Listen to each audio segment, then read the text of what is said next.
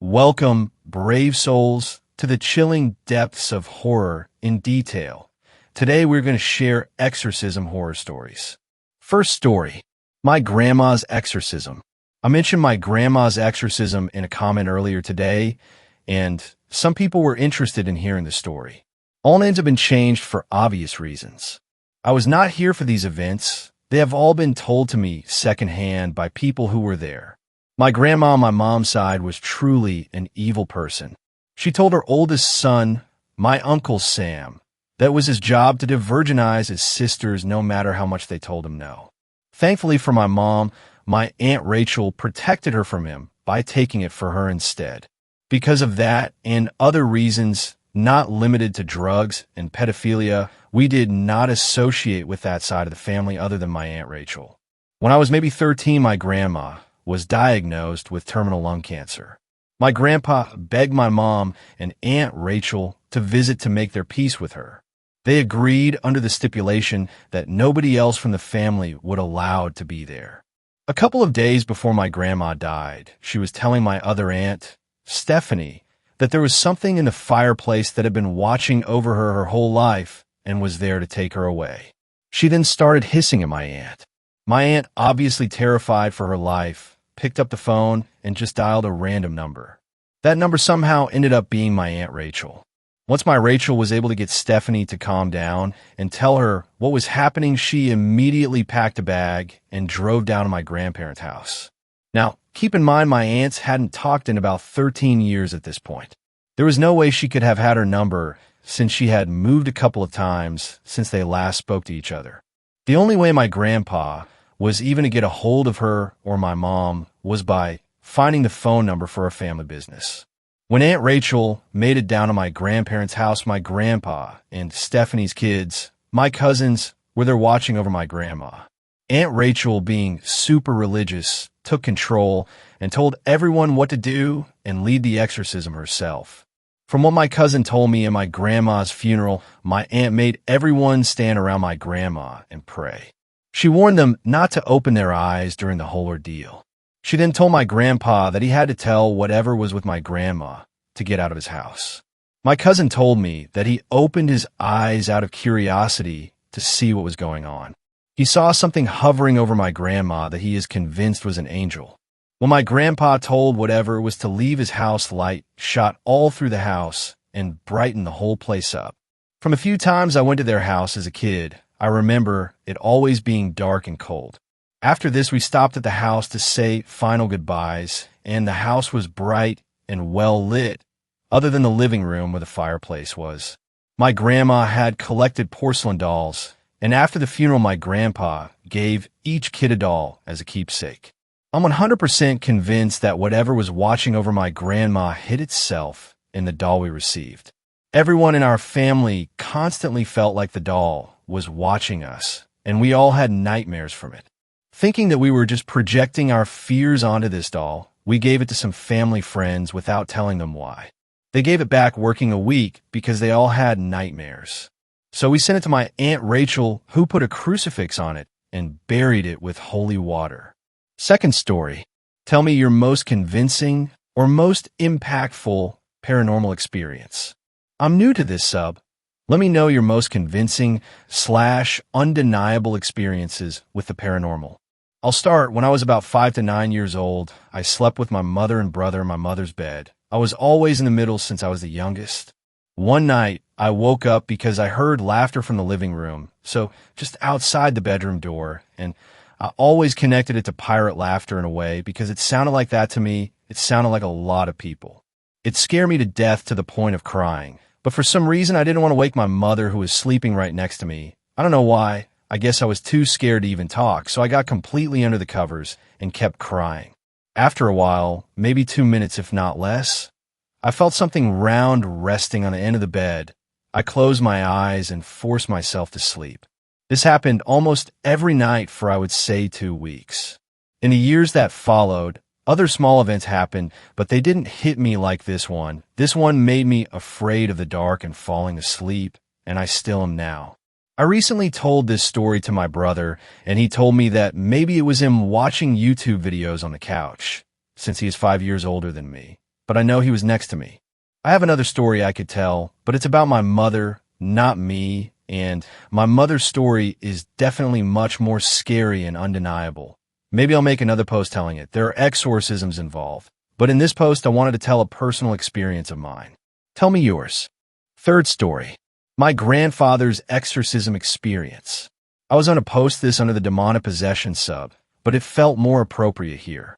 I like to preface this by stating that the following is not creative writing. This is a story I was originally told secondhand by my mother, but confirmed by my grandfather when I was about 14 to 15.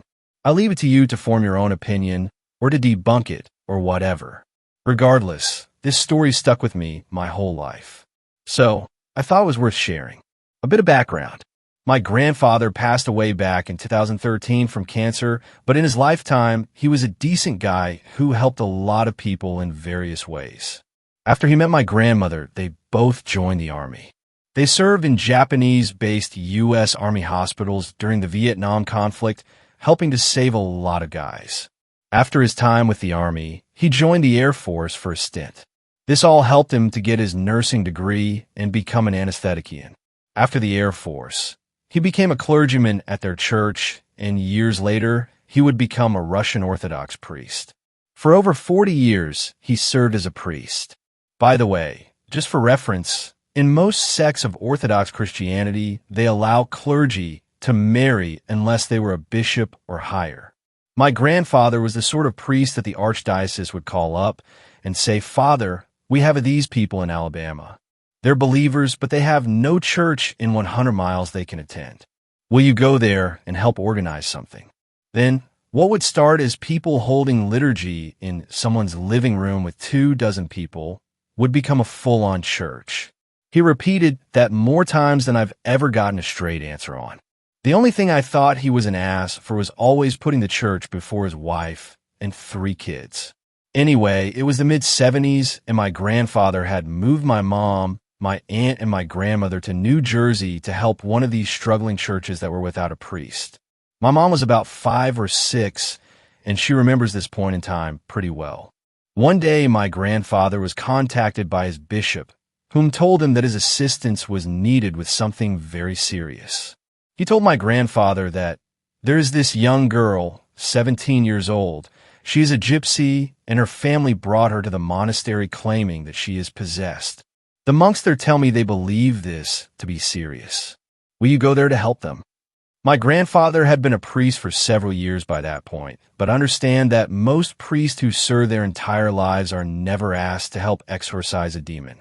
Actually, the Roman Catholics require special permission from the Vatican to perform any exorcism rites. He agreed without knowing what he was walking into. The story I was told about the girl was that her name was Juliana and her family were gypsies. Travelers. She had come from a family that was heavily involved in occult practices, which shouldn't surprise anyone familiar with that culture. Juliana was married to a man from another family in their clan. I don't know much about him besides that he was a bit older than her, and he also practiced a lot of magic. Juliana's family started becoming concerned when she started acting different. She was very moody, aggressive, wrathful, and just straight up mean. As time went on, her fits would get worse, and she would scream hurtful things at people for being asked simple questions. But the family was terrified when the caravan they lived in would rattle, rise up at the ground a few feet, and drop to the ground, and even on many occasions seeing things fly off the wall or out of cupboards and breaks against the wall. They tried their own rites and rituals to cleanse whatever darkness they believed was possessing Juliana, but nothing had worked. So they went to this monastery, desperately seeking help. This is where Grandpa gets involved. He said, when he got there, everyone was in the church. Another priest and a handful of monks, all preparing holy water, oils, saying prayers for help with the God strength. In the back of the church were several curious lay people that live and help work on the monastery grounds. Then a bunch of Juliana's family. I guess they had her in room with a few family members till they were ready. They bring her in, sit her on a chair in front of the altar. My grandfather said that he felt the air get thicker and she seemed pissed and was just talking shit. Laughing, spitting, trying to scratch and kick. They had a few people restraining her as she started getting violent.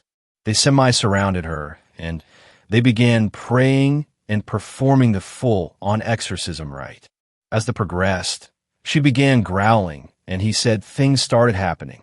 The chairs in the church began rattling, shaking, then moving on their own before levitating off the floor. Those curious people, and even some of Juliana's family, were so scared that they ran out of the church. He told that they continued praying and repeating the prayers over and over for several hours as things continued to erratically move on their own, and Juliana continued to curse them and their God, spit, scratch, and target each person, and try to get in their head and break their concentration. But they continued in praying and asking God and every saint they could think of to help them banish this thing back where it came from and to leave this girl.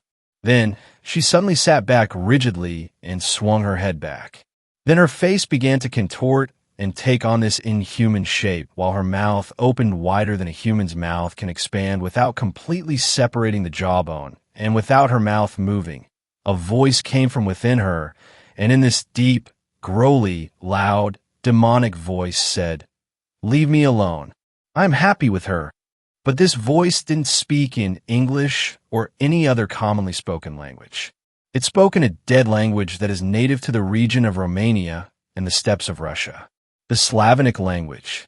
The monks especially knew this language because many old church manuscripts are written in this nearly ancient language. This moment frightened everyone in the room, but they knew they couldn't stop now. Not long after, Juliana passed out. She was unconscious, and they couldn't wake her. She was breathing, but she was in rough shape. So, they brought her to the hospital. She was stable, but wouldn't wake up. She slept for about 2 weeks. Then she woke up one day. She was so confused. She didn't understand why she was in the hospital. She had no memory of the exorcism at all. In fact, she couldn't remember the last year and a half of her life. The very last thing she could remember was being in her trailer. She said, "I was sitting at the table while my husband slept in out bed when I noticed something from the corner of my eye. I turned and I see my husband sleeping on his back, but there was this black cloud that was flowing out of his mouth and hovering above him in bed. Before I could scream, this black cloud rushed at me. Now I'm here. My grandfather was changed forever after that night. My mom tells me that she was 7 or so at the time, and she remembered that her father didn't speak for at least a couple weeks, and he wore this somber look on his face. He would move on, but it had a lasting impression. My mom says he didn't tell her the story until she was a teenager, and he was trying to warn her off of dabbling in the occult, as you never know what you're inviting in. My grandfather wasn't the kind of guy that liked to make up stories. Actually, he liked to call people out for embellishment, LOL. He usually didn't have a lot to say unless you asked him about something. He was very intelligent and read a lot. He also traveled across the U.S. and had been to various countries over his lifetime. He served in 2 branches of the military and had a career as a medical professional. I'd say he has some level of credibility. In spite of the fact that I come from a religious family, and growing up, I went to church pretty regularly, am not a religious person. I've studied a good number of various belief systems, and I don't subscribe to any single one. So, this isn't a Christian rant or trash talking gypsies. I actually have a lot of respect for their heritage. I just wanted to share a paranormal story that would never be heard if it wasn't for this platform. I now hand it over to the community for any comments, questions, opinions, ridiculous theories, and any well-thought-out jokes. 4th story. My first experience with an exorcism. Here goes. A bit of backstory first to give some context. I am a 24-year-old male born and raised Jamaican, currently attending medical school in Jamaica. I am in my final year, and as a matter of fact, just got home from one of my final exams. I was born with a rare illness that I was not aware of until I was 13, but had suffered severe pain and teasing throughout my childhood as a result. More on that in a bit. My mom and dad were and are very caring and loving parents, but early on in my life, they both had jobs which required them to work late hours. This meant that after school, and some nights would be spent at my mom's mother's house, We are a traditional Indian family, so schoolwork was always first, but after that, I played Super Nintendo and watched Power Rangers until I fell asleep or was picked up by my parents. It was in my grandparents' house at the tender age of 4 that I had my first paranormal experience. I don't remember much. I just remember seeing a red-eyed shadow, crying my eyes out, and simultaneously and thoroughly pissing my shorts. That opened me up to the paranormal, to where I'm able to sense and see all sorts of spirits, evil and otherwise, plus other gifts. I grew up Christian because of my dad, but my family hardly went to church.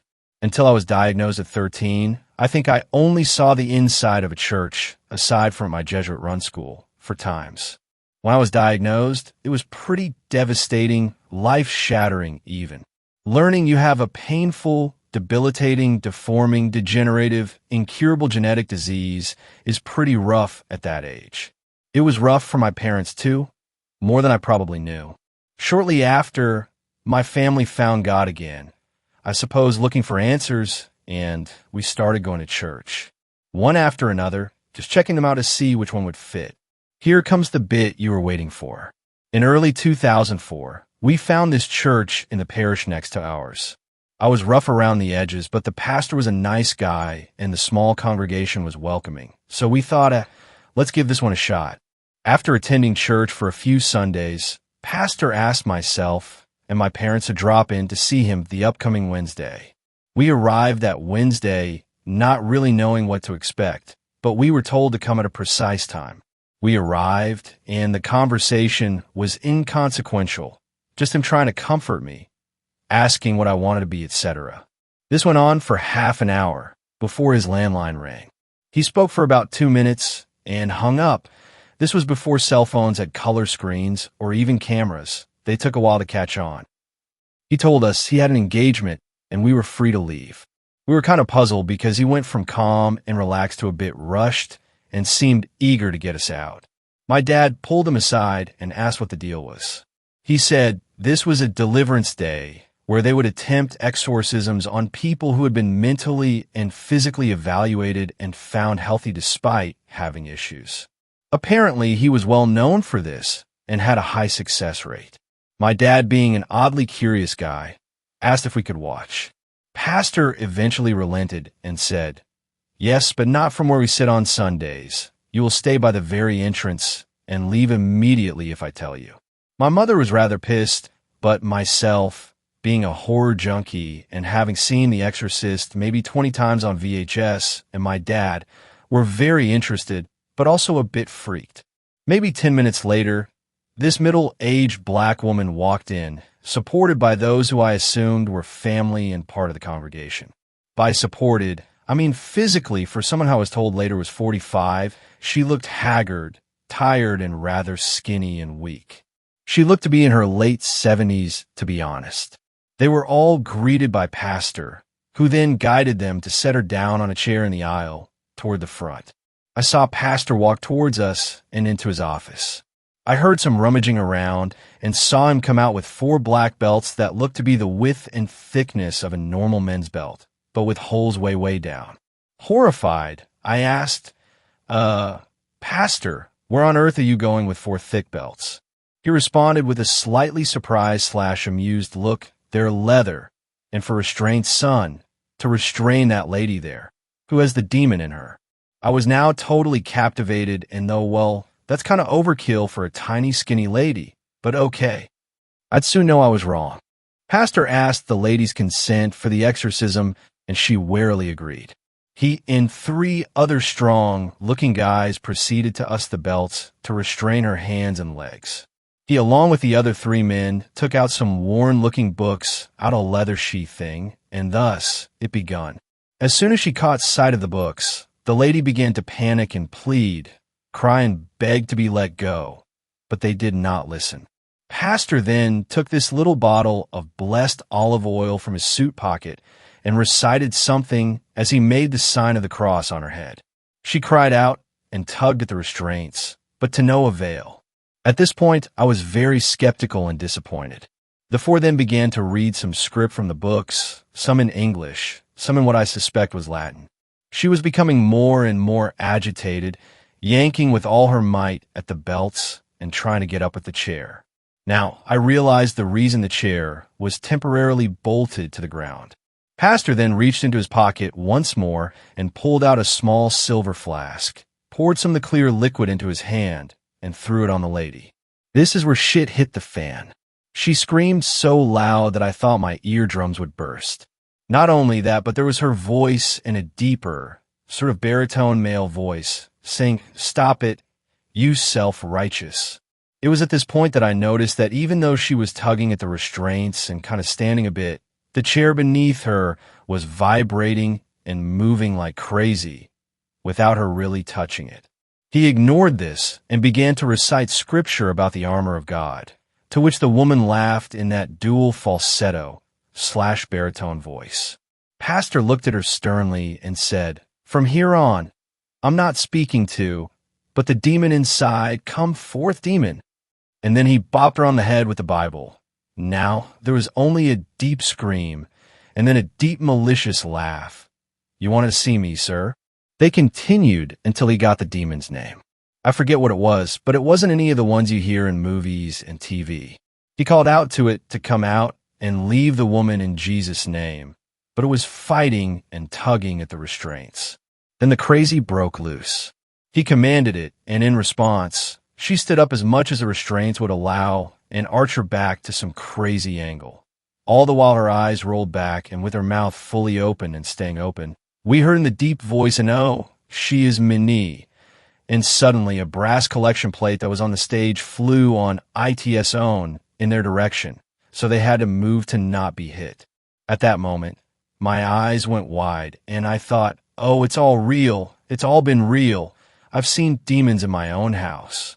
Just then, as Pastor was commanding this thing to leave, it snapped a hand restraint, and I saw the podium, solid mahogany, burst into pieces like it had been hooked up to C4. The men restrained her until eventually the demon left. I know because I saw it leave the woman and disappear. Not like on Supernatural, though. It just kind of defused with her body and disappeared. So that was my first experience. Voices coming from a fully open mouth, with words being said that you would need jaw and tongue articulation for. A brass collection plate flying across a room on its own, and a solid wood pulpit breaking to pieces. Think whatever you may like, but as far as I'm concerned, exorcisms, demons, spirits, it's all real. Respect. Fifth story. I think my husband has a demonic attachment. When I went to view our future home, the energy in it was fine. 0 spook level. After moving in, I began hearing my husband arrive home from work only to be met with an empty house. After a year of that, my husband slowly evolved into an unhappy, angry person. For 8 years, I viewed it logically. During that time, multiple occurrences spanning through those 8 years caused me extreme emotional distress. I see a psychiatrist, force him to make sure I wasn't suffering from psychosis. He is a fellow Catholic and encouraged me to have the home blessed.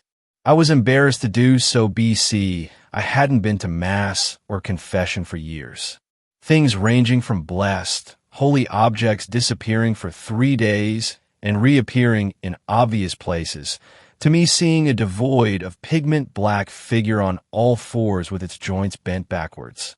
My husband spent the majority of his time in the third, smaller bedroom, which he turned into his office.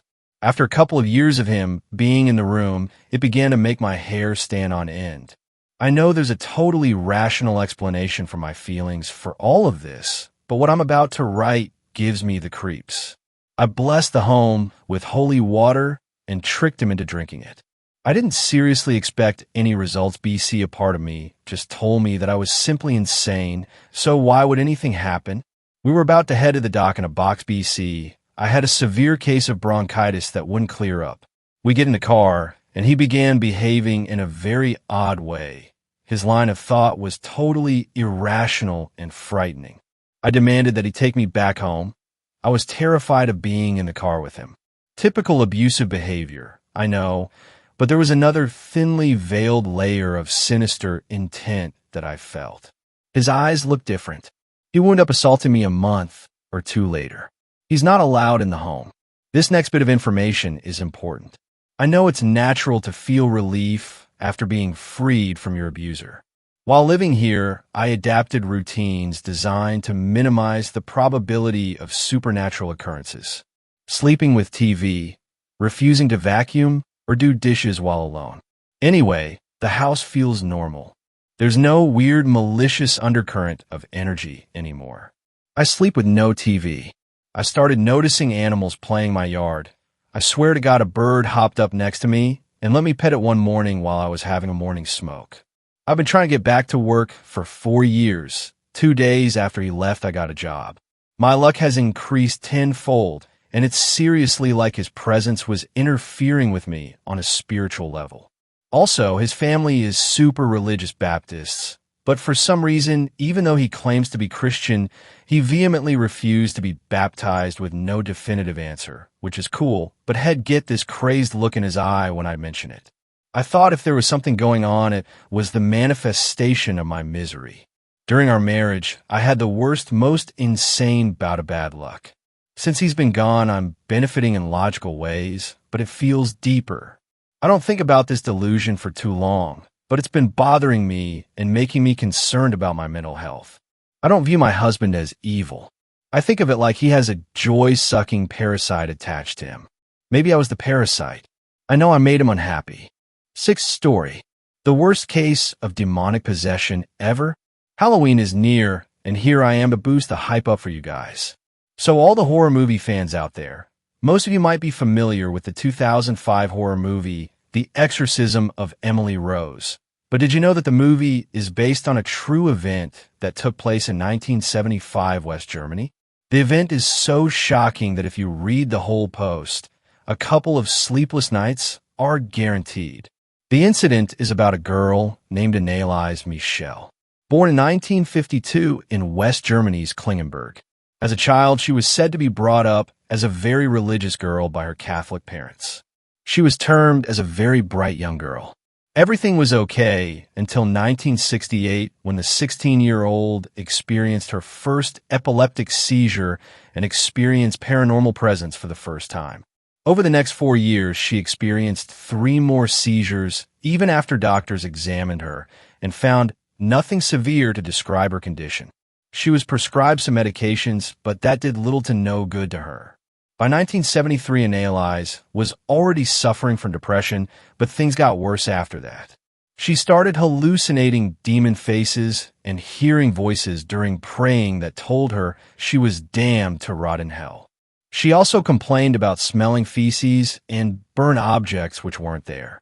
Other persons would also state that they smelt the same smell too. She also exhibited intolerance to holy objects such as crucifixes, Bibles, holy water, and so on. She was unable to visit the church. It was reported that once as she was walking towards a holy shrine, she felt the ground burning her feet as she walked. By this time, Anneliese was convinced she was possessed and blamed her mother for it, because her mother had a child before marriage, and Anneliese believed the curse for her infidelity passed onto Anneliese. Her parents by this time were also convinced she was possessed and contacted the local priest for an exorcism request, which was denied the first time. In the meantime, she started showcasing even stranger behaviors, such as hurting herself and her family, and also started consuming spiders, flies, and worst of all, her own urine. She also showcased inhumane strength, and is reported that she could throw her sister around the room as if she was nothing more than a rag doll. It's also rumored that she once bit the head off a bird and ate it. She became even more sick considering the stuff she did and blamed herself for all of it, stating this was all because of her past wrongdoings. The bishop in 1975 finally granted the Michel family's request for an exorcism. A priest named Arnold Renz was given the responsibility of performing the exorcism. The first exorcism was performed in September 1975, which was then followed by 60+ more exorcism sessions. In the sessions, Anneliese would scream in terrifying demonic voices and was said to be possessed by 6 demons named Lucifer, Cain, Judas, Hitler, Nero, and Fleischmann. Anneliese eventually stopped eating as she stated the demons within her wouldn't let her eat. Her physical condition became very concerning as she not only lost weight and also became extremely sick, but surprisingly, she showed incredible strength even then. The exorcism sessions would benefit the poor girl very little, and she died on July 1st, 1976. It was reported that she predicted her death beforehand accurately. Her dead body was estimated to weigh only about 68 pounds. After her death, the two priests and the Michel parents were prosecuted and put on trial during 1978. The court was presented the tapes that the priests had recorded during the exorcism sessions. You guys can find some of the recordings on YouTube, but fair warning, the audio clips are extremely disturbing. The court ruled the priests suspended for 3 years and fined them, but none of the 4 accused served any jail time. After that, the Michaels requested the body of their daughter to be exhumed and buried again in a better funeral. Many thought that was the end of a horrific event, but they were very wrong. On June 6, 2013, the house where Anneliese lived and died caught up in flames, and locals reported seeing a figure which was believed to be of Anneliese. While the mayor said it was the work of teenagers, the terrifying part is it was sixth day of the 6th month, 6 of the year 2013. 2 plus 0 plus 1 plus 3 is equal to 6. That's 3 6s, 666, or the devil's number. 7th story. I was present at an exorcism. The first thing I want to clarify is that I am aware that there are many different variations of the exorcism ritual and that it is something common to all major religions. I do not pretend to know much about all the religious rites connected to it, nor am I trying to make believers out of you, but this is something I witnessed 6 years ago when I was 15. Make of it what you want. I grew up in a small Eastern European country called Bulgaria, where the official religion is Orthodox Christianity, but my family was a part of a Protestant church, and so I was raised with their traditions. The church we attended bore the trivial name salvation and was one of quite extreme beliefs. Women had to sit on the left, men on the right. Women weren't allowed to participate in the discussions that took place prior to the sermon and had to wear headscarves during prayer, preferably all the time.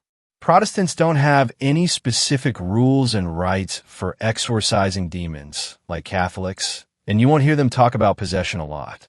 However, it is a common belief of theirs that people could be oppressed by demons, and the aim of their regular prayers for the sick is to expel the unholy forces which are believed to be the cause of illness, anxiety, or depression.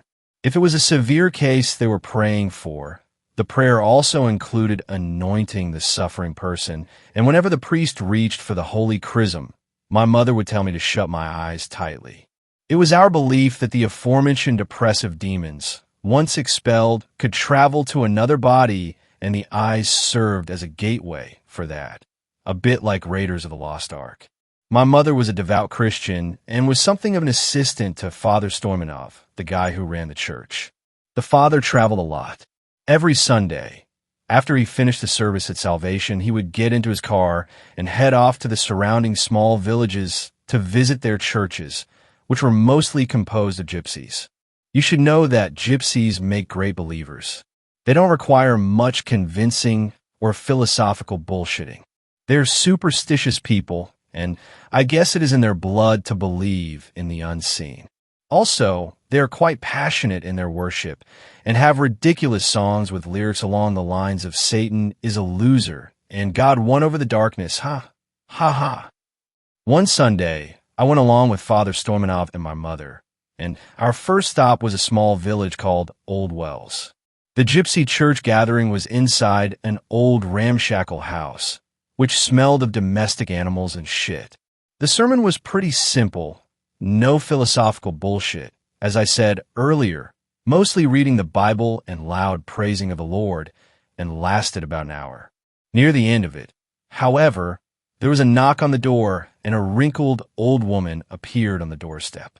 A couple of women from the congregation suddenly jumped from their seats and started shouting at her. They were speaking in their gypsy language, which was barely comprehensible for me, but it was quite obvious that they were trying to make her leave. Father Stoimanov made them shut up, and he asked the woman something in her language. He listened to her for a while and then nodded. The woman came in, and after her came 2 young men. They were dragging a boy who could not have been older than 12. Keep in mind that I'm using the word boy in a very loose sense here. What I saw was an emaciated body of a child, twisting in constant convulsions, his muscles contracting in weird ways. His eyes were bloodshot with strain, his irises black like holes. Blood and drool were hanging in disgusting long streaks from the boy's chin. His lips looked as if he had been chewing them. Patches of his hair was missing, as if torn. He looked more like a wild animal suffering from rabies, rather than a real child. And worst of all, he was making sounds, which were something between hissing and croaking, and they sounded like, "Masso, Masso." The pastor spoke to the grandmother calmly, while the men held the child. The gypsies from the congregation tried to keep away from him. Some of them made the sign of the cross and started praying.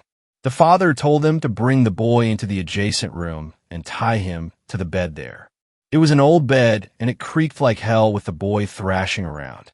Father Stoimanov told us to stay with him. He approached the boy. The child lunged forward, his jaw snapped dangerously close to the father's fingers, and he continued twisting and screaming Masso. The father took a step back. The old woman said something along the lines that she could get the boy to calm down for a while, so it would be easier for the priest. Apparently, since the boy had been possessed, he had had cravings for raw meat, hence the gypsy word for meat, mass or masso. The boy had started attacking animals. He had single-handedly strangled a goat, ripped its stomach open, and they had found him eating its intestines. I understood most of that through the gestures they were using. This time they brought him a raw steak. The boy tore pieces of it with his teeth and swallowed them whole, occasionally hissing Masso. Then he calmed down, and the priest continued with the ritual. He told us to form a semicircle around the bed, hold hands and pray. He took out a bottle of holy chrism and tore the boy's shirt open. The boy stared at the little golden bottle with curiosity. "Close your eyes," the father said, and I obeyed.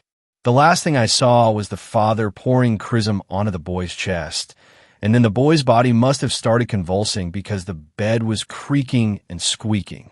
The boy screamed as if it was boiling tar that the father was pouring onto him. Stoimanov started praying, and we prayed with him, and suddenly the boy was quiet. Father Stoimanov's prayer sounded almost like a chant. He started in Bulgarian, but soon he switched to a language that I could not identify. Speaking in tongues wasn't something uncommon in our church. What I found weird was that some of the gypsies joined in. It wasn't their language. I would have recognized it, but they still knew the words. Then I heard another voice, a deep, husky voice that sounded like it belonged to something huge.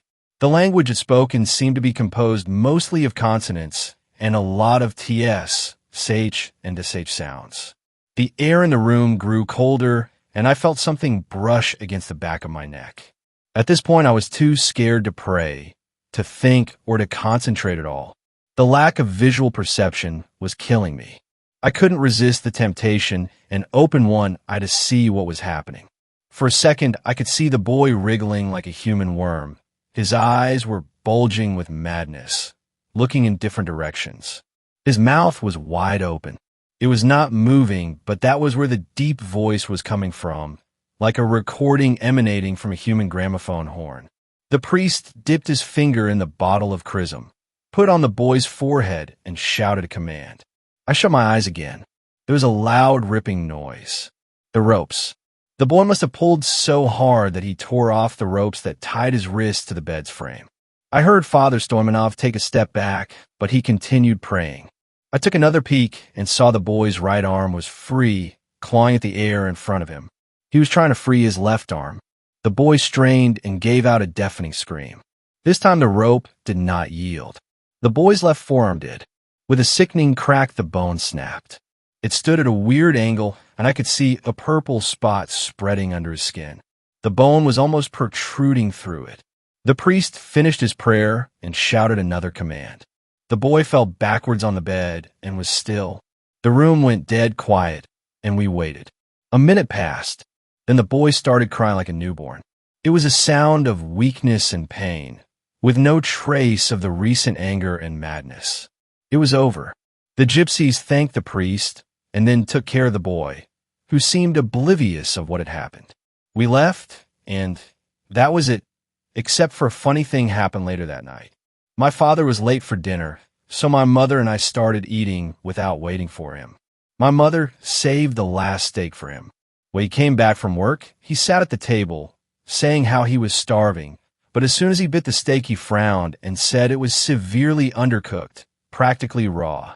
My mother apologized and said she remembered cooking the steaks properly.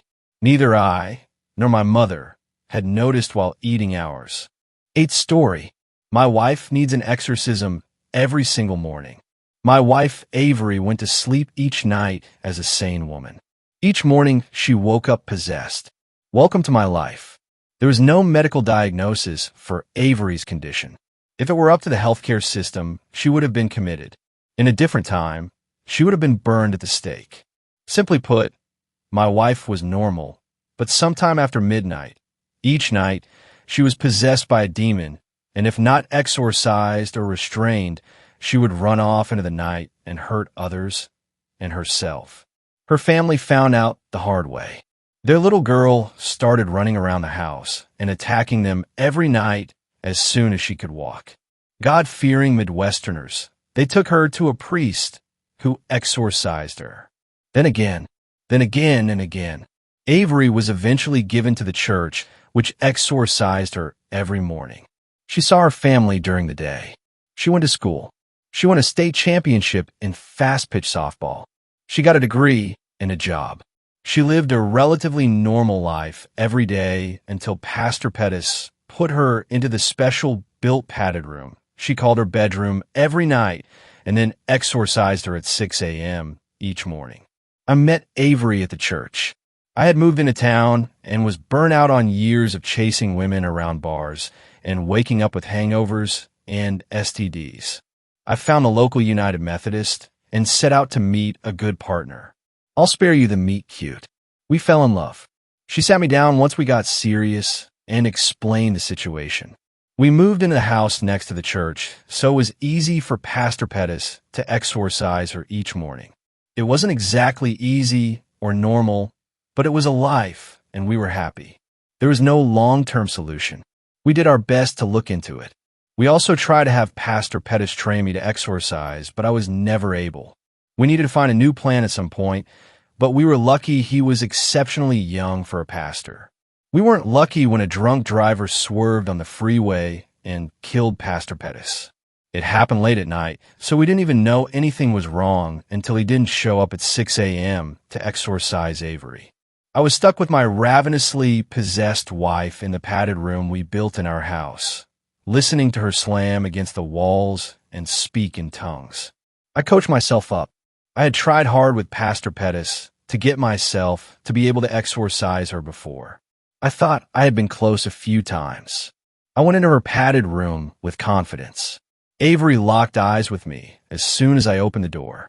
Her entire face went impossibly wide, and she screamed at me with a pitch so high I thought it might shatter my eardrums. I pulled the cross and vial of holy water out of my jacket, and she hissed as I approached the bed, where she was thankfully still lashed. She strained so hard I thought they were going to snap.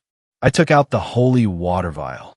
Pastor Pettis always started out with a quick splash at Avery, catching her off guard before she could get her demonic rage to swell. The vial burst as soon as I held it near her, sending glass in my face, scratching my skin and drawing blood. I locked onto Avery's gaze. She was beyond far gone what I had ever seen her before. She screamed at me again, and the wind on her breath and the putrid smell knocked me backward. There was no way I was going to be able to pull it off that morning, or any morning. My life entered hell. I woke up, tried to exorcise Avery, failed, then had to go about my day. Every day, I reached out to every church in the state looking for someone who could help. A handful of priests gave a shot. All failed. I think Avery had been so used to being exorcised by the same person, I feared Pastor Pettis was the only person who could. I also feared for Avery's health.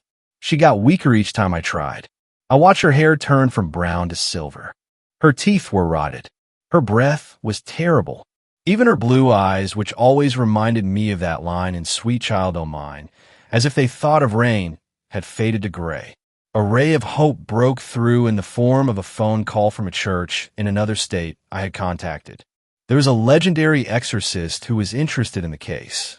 He was exceptionally private and equally exceptionally old, and he only had enough energy for one try. He was so private, I wouldn't be told when exactly he was coming.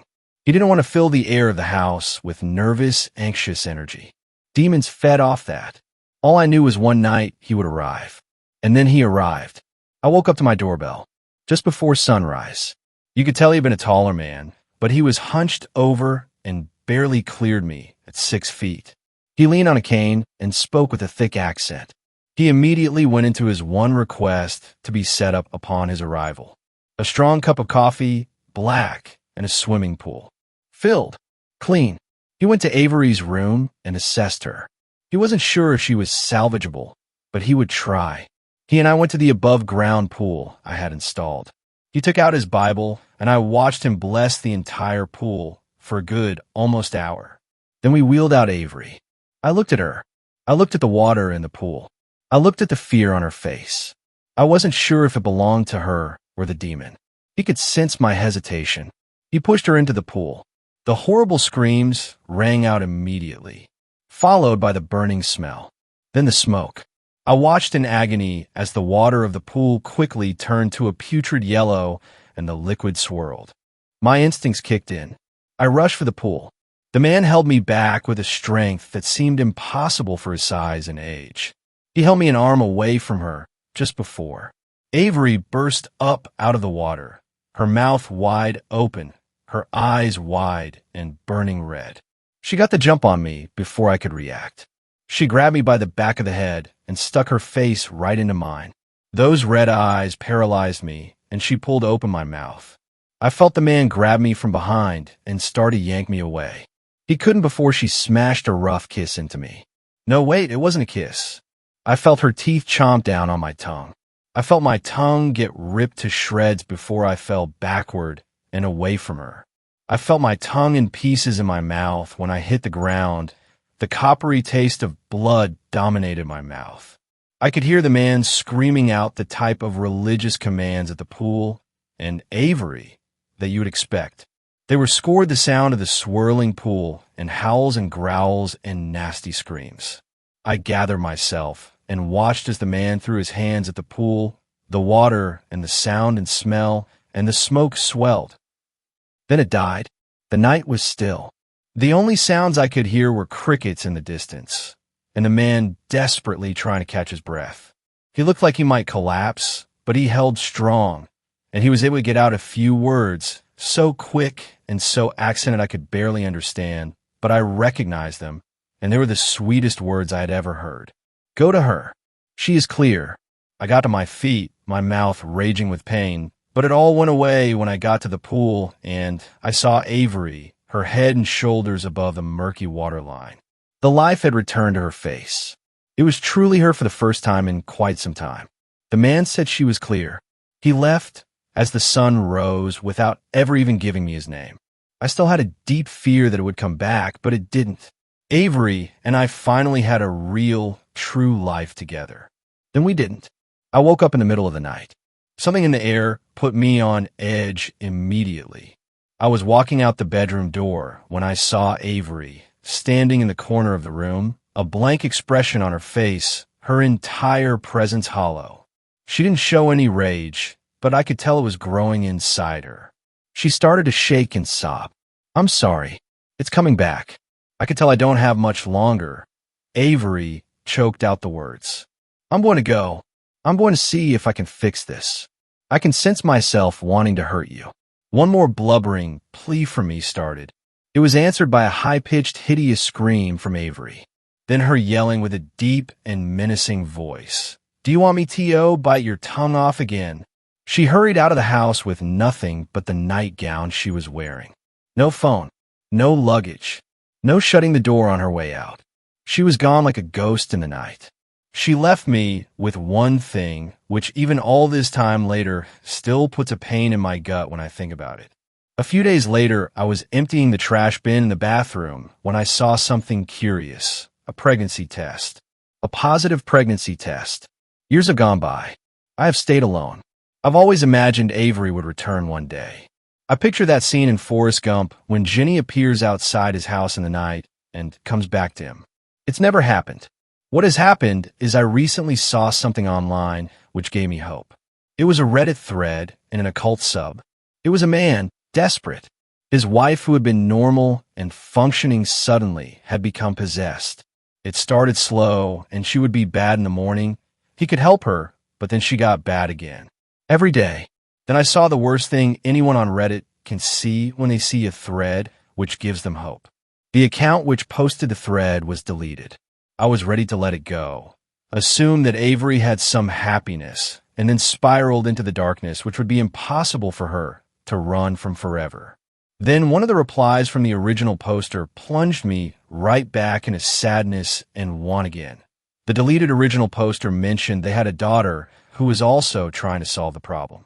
He said she was trying to dig into her mom's past, but had come up empty-handed so far. I now had hope again. I'm putting this out there specifically in hopes that she will see it. I want Avery and my daughter back. Thanks a lot for watching the video. Till the end, subscribe to Horror in Detail for more videos. Drop your suggestions in comment section.